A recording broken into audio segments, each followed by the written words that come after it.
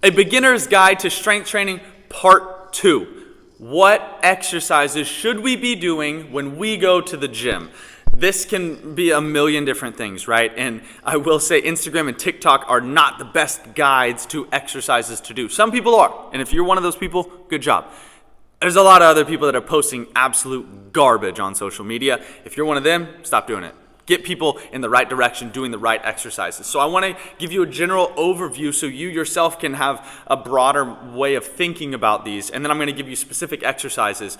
We're going to split everything up into push, pull, and legs, those being our major areas. And as an athlete, we're going to want to hit all of those movements. So we're going to start by talking about a compound movement versus an isolated movement. So when we're looking at a compound movement is simply a movement where we're recruiting multiple muscle groups. So we're not just isolating one muscle group, we're hitting a cumulative group of muscles. So when we look at a barbell back squat, are you only using your quads? Are you only using your hamstrings? Are you only using your glutes? Are you only using your core? No, you're using a mix of all of these things plus more to make sure that we can do the movement properly. If we look at a bench press, are you only using your chest?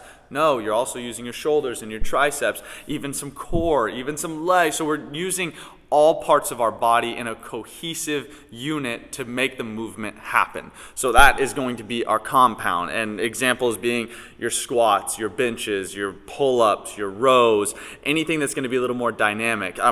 This is a good representation of the flip side of that, which is an isolated movement, which we're trying to just directly affect one group of muscles. So whether if I'm just trying to work my biceps, then I'm going to be here doing a single arm curl. I'm not using much else besides my bicep. Do I have some grip strength and things like that? Sure, but the grip is secondary drastically to the bicep, which is our prime mover for that movement. So looking at the difference, we have our compound movements, which we use a lot of muscle groups together as a cohesive unit, i.e. what you're doing as an athlete. When you're on the court, you're using, or on the field or wherever it is, you're using all of your muscles in a cohesive unit.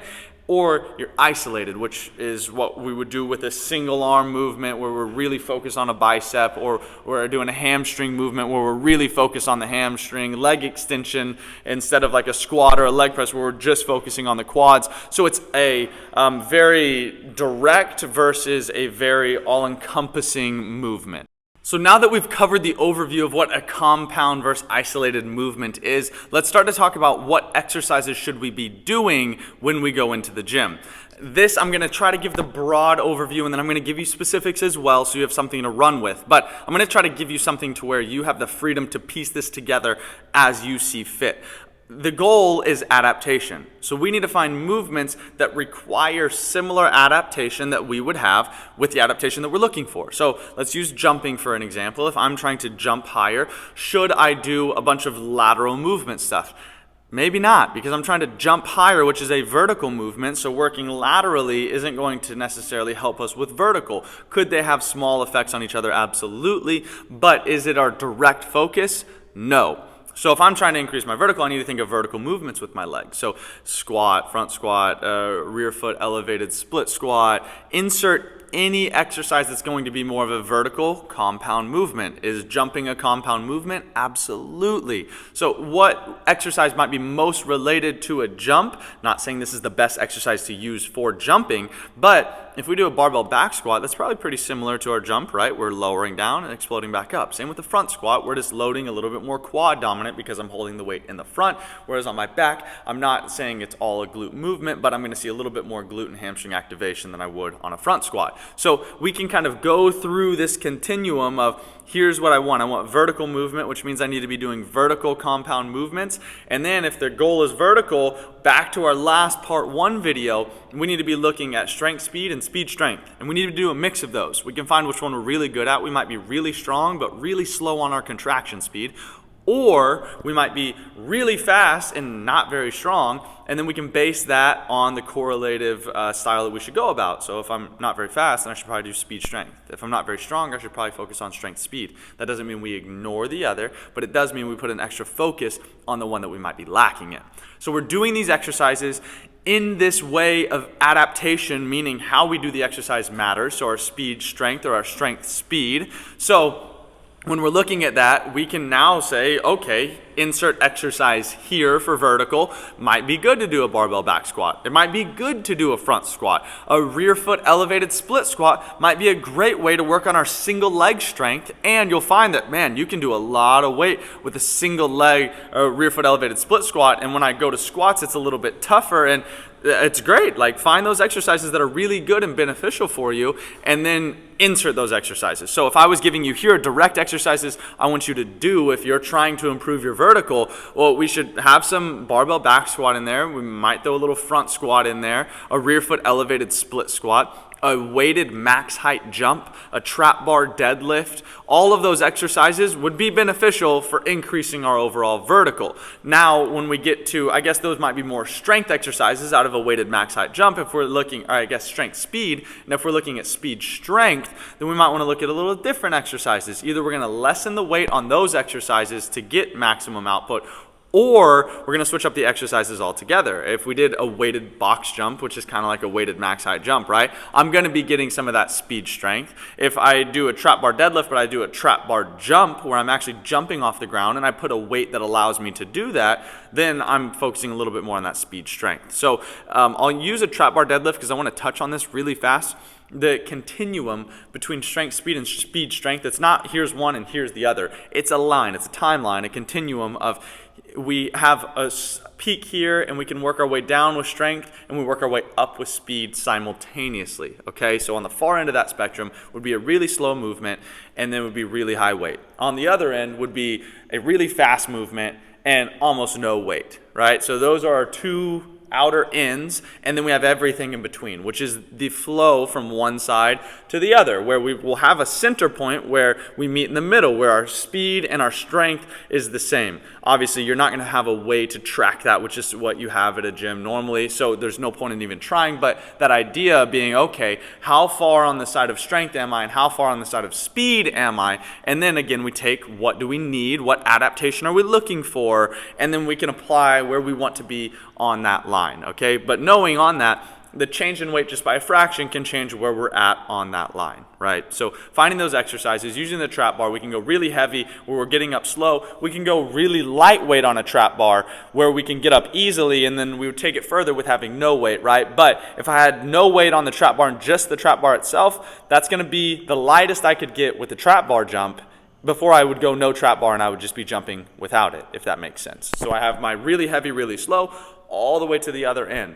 We can kind of track this by how high are we able to get off the ground. If you're at max weight with really low speed, you're not going to come off the ground. If you're kind of in the middle with a moderate weight and you give it as much speed as you can, well, you're going to come off the ground a little bit. And if you have no weight on the trap bar and it's just the bar, then you're going to come off the ground a lot. So again, we have that continuum all the way down, and we can do that with every single movement that we do for our legs, okay? So we kind of have that continuum for our legs. That's for our vertical. When we're looking, same thing really applies with speed. If our leg strength is better, when we drive our leg up and we're pushing back and down into the ground, what muscles are we using? We're using quads, hamstrings, glutes, right? So we're using a mix of everything, driving back and into the floor, which is going to be similar to driving down into the floor of a squat, of a rear foot elevated split squat. We can do stuff that requires our body to get down to that angle, like pushing a sled. That's going to be the most translated over, or a resistance sprint, or a sled pull, or whatever it might be, where we get that forward lean with our body while we're having to produce force into the ground.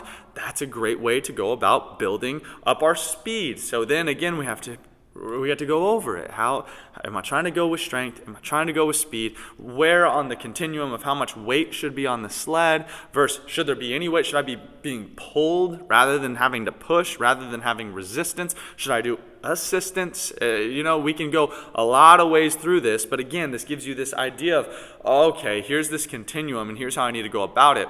If I want to jump higher, do I just do slight weighted box jumps? No, you do some of that, and then you do some really heavy stuff, and then you do some moderate stuff with speed, and then you do some in between moderate and really easy with a lot of speed, and then you do some that's assisted. It makes it even easier than it naturally is to jump, which like we hold onto a resistance band and jump, right? This whole continuum, and this is what I'm trying to get into your head. We need to do all of it. We're going to have more areas that are red zones than others of this probably needs to take more of our attention, but that doesn't mean we leave everything else behind. So for speed, for our explosive, for anything that we're looking at lower body, we can go in and dive into some of those compound movements. If we're trying to work laterally, then we need to, again, think of this in a lateral movement. So how much force can I produce laterally? If I hook up resistance to that, it makes it more difficult. If I pull a sled with that, it makes it even more difficult. So we can kind of run through this. If I need to move laterally, what ways can I resist that movement? Do some heavy resisted, do some light resisted, do some non-resisted, and do some assisted where it's even helping you go further, right? If we run through all of those, then we're going to be hitting a wide range of everything we need to work on. And then again, we have our red zone, the area that we really need to hone in and focus on. Okay, so that gets our lower body. When we look at upper body, if you're trying to develop chest strength and you're pushing movement, shoulder strength, tricep strength, well, a bench press is a great way to do that. An overhead press is a great thing for triceps and shoulders. It's going to have a little less chest engagement. An incline bench press is going to be a great way for us to hit the upper portion of our pec. We're going to really be able to customize these exercises to be what we need, which is a pushing movement. Okay, same with our triceps. We can do a dip, we can do an overhead extension, we can do a cable push down. Anything that's taking our arm from a bent to an extended angle is going to work the tricep. If you're thinking, how do I go about this? How do I figure out what exercises work what muscles? Google. I'm not here to tell you all of these things. I need to work my chest. What exercises work my chest? And you're going to get from bodybuilding.com, here's 50 exercises that will work your chest, right? You can go to that and you can do those. Now, I will say when you're choosing exercises, choose exercises that you know work the areas that you're trying to work. You don't want to go in and be like, oh, I want to hit my chest and do all these fancy, foofy things. You want to be direct, and compound movements, your basics, are a great way to go about that. Don't get too fancy. Stay basic. When we're looking at pulling movements, a pull-up is fantastic. A bent over row. When I'm telling people on like our back movements, what should we do? Well, we want to do something pulling from high to low. We want to do something from pulling middle to back, and we want to do something pulling low to high. So we got like shrugs in there. We got a seated row, a bent over row where our chest is on the ground. Anything that requires my arm to move from out to my chest. And then we got pull-ups, lat pull down, a single arm. We got a bunch of different things in there, right? We can toss some back extensions in there to get that core. Core is a whole nother thing. You should be working your core all the time. We're not going to go into detail on that right now. But when I'm looking at my pulling motions, I'm going to be working my back and my biceps. So how can I make that happen? You know, and doing those compound movements is a great way. You're probably going to find that, man, my biceps hurt a lot even after those compound movements, which is why it's a compound movement, because you're working your back and your biceps, right? So if we're looking at exercises for the biceps that we're trying to do, curls are fantastic for that. Really, it's curl, and then you can change up the way you do it 100 times. You can use a cable, you can use a bar, you can use a dumbbell, you can have your hands up, you can have them neutral, you can have them pronated. You can go a million different ways of holding a bar and curling, but curling is the way that you work your biceps, all right? It's not as difficult as we might think that it is. We just kind of make it difficult. So if we can go back to, here's the continuum, and there's a continuum for everything as far as weights, as far as our weight goes and the movements that we should do. And then the flip side of that is what adaptation are we wanting? So back in part one, if our goal is size, we need to lift a certain way in terms of rep range. If our goal is strength, we need to lift a certain type of way as far as rep range, right? And then we also need to make sure that the adaptations we're looking for, we're doing the movements in a proper way to get that adaptation.